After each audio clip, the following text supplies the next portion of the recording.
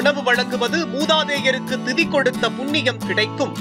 மதுரையில் கடந்த 4 வருடங்களாக ரோட்டோரத்தில் வறியவர்கள் மற்றும் மனநலம் பாதிக்கப்பட்டவர்களுக்கு தினமும் 300 பேருக்கு மதிய உணவு வழங்கும் திட்டத்திற்கு நீங்களும் உதவலாமே.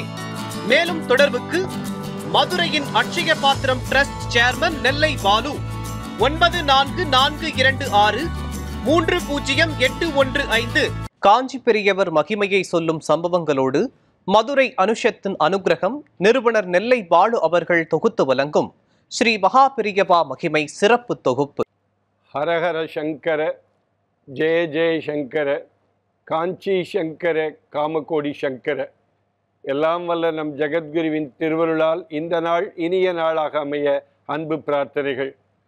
மகா பெரியவா மகிமை என்ற தலைப்பில் ஒவ்வொரு நாளும் ஏதாவது பெரியவா தொட்டு ஒரு சின்ன செய்தியை நாம் தினந்தோறும் நியூஸ் 7 தொலைக்காட்சியில் அனுபவித்து வருகிறோம்.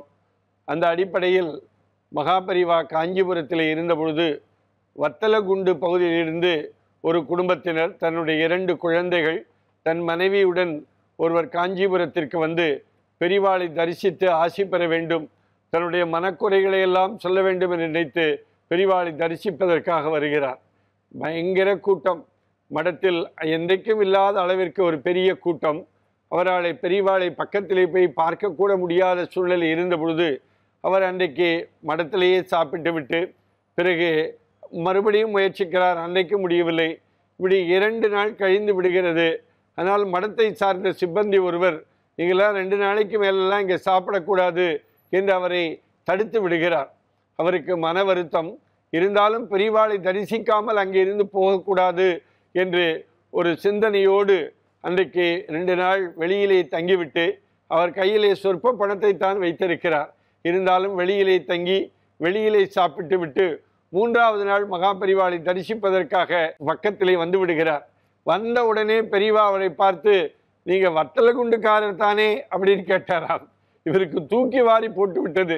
என்ன பெரியவா, நம்ம எப்படி தெரியும், வத்தலகுண்டுக்காரர் தானே என்று சொல்லிவிட்டு அவர் உடனடியாக என்ன செய்தாராம், மடத்து சிப்பந்தியை அழைத்து அவர் இங்கே 2 நாள் இருந்தார், சாப்பிட்டார், அதற்கு மேல் இங்கே தங்கக்கூடாது என்று சொன்னாயாமே, அப்படி யாரையும் சொல்லக்கூடாது.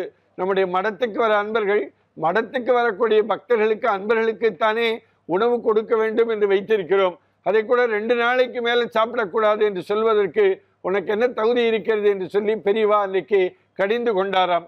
பிறகு பெரியவா அவர் வந்த விஷயத்தை வத்தலகுண்டுக்காரர் மகா பெரியவாரிடத்திலே சொல்ல அவருக்கு போகிற பொழுது அவருடைய வீட்டிலே நடக்கிற ஒரு நிகழ்விற்காக கொஞ்சம் பணத்தையும் கையிலே கொடுத்து போவதற்கு பேருந்து கட்டணத்தையும் கையிலே கொடுத்து பெரியவா அவரை வழி அனுப்பி வைத்ததாக ஒரு தகவல் உண்டு. பெரியவா என்கிற பேர் அமுதம். எப்பொழுதுமே மகா பெரியவா தானத்திலே சிறந்த தானம் அன்னதானம் என்று சொல்லுவார்கள். மடத்துக்கு யார் வந்தாலும் சாப்பிட்டாயா, முதலில் சாப்பிட்டு விட்டு வா, அப்புறம் பார்த்து கொள்ளலாம் என்று சொல்லுகிற ஆற்றலாளர் மகா பெரியவர். அன்றைக்கு 2 நாளுக்கு மேலே சாப்பிடக்கூடாது என்று சொன்ன சிப்பந்தியை கடிந்து கொண்ட சம்பவத்தை நினைத்து பார்க்கிற பொழுது உண்மையிலேயே இன்றைக்கு பெரியவா நம்மிடத்திலே இல்லை. 1994ஆம் ஆண்டு ஜனவரி 8ஆம் தேதி மகா பெரியவா சித்தி அடைந்தார் என்கிற செய்தி எல்லோருக்கும் தெரியும். அப்போ 100 ஆண்டு காலம் வாழ்ந்து 13 வயதிலே சந்நியாச தர்மத்தை மேற்கொண்டு 87 வருடம் சந்நியாசியாக 87 வருஷம் சந்நியாசியாக இந்த உலகத்தில் ஒருவர் இருந்தார் என்றால் அது மகா பெரியவராகத்தான் கண்டிப்பாக இருக்க முடியும். வாழ்ந்த காலத்தில் சந்நியாசியாக காஞ்சிபுரத்திலே இந்தியா முழுக்க நடந்தே போய் சைக்கிள் ரிக்ஷாவிலே போன போது கூட முற்றும் துறந்த முனிவருக்கு ஒரு சைக்கிள் ரிக்ஷாவா என்று கேட்டார் என்று தெரிந்தவுடனே சைக்கிள் ரிக்ஷாவிலே கூட ஏறி போகாமல் ரிக்ஷாவை பிடித்து கொண்டு இந்தியா முழுக்க சுற்றுப்பயணம் செய்து தன்னுடைய அருள் உரைகளால் தெய்வத்தின் குரலால் இன்றைக்கு உலகம் முழுக்க இருக்கிற ஆன்மீக பக்தர்களுக்கு ஒரு விடிவெள்ளியாக ஒரு வழிகாட்டியாக இன்றைக்கும் மகா பெரியவார் விளங்கி கொண்டிருக்கிறார். அப்படிப்பட்ட மகா பெரியவாருடைய தெய்வத்தின் குரல் புத்தகத்தை நாம் அனைவரும் வாழ்க்கையில் தினந்தோறும் படித்து மகிழ்வோம் என்பது மட்டுமல்ல, அவர் சொன்ன செய்திகளை வாழ்க்கையில் நாமும் கடைபிடித்து வாழ்வினுடைய உன்னத நிலைக்கு வர மகா பெரியவாளை பிரார்த்தனை செய்து கொள்வோம். ஹரஹர சங்கர ஜெய ஜெய சங்கர காஞ்சி சங்கர காமகோடி சங்கர. எல்லாம் வல்ல நம் ஜெகத்குருவின் திருவருளால் இந்த நாள் இனிய நாளாக இருக்க அன்பு பிரார்த்தனைகள். ராம் ராம். ஓம் ஸ்ரீ மகாபெரிவா திருவடிகளே சரணம்.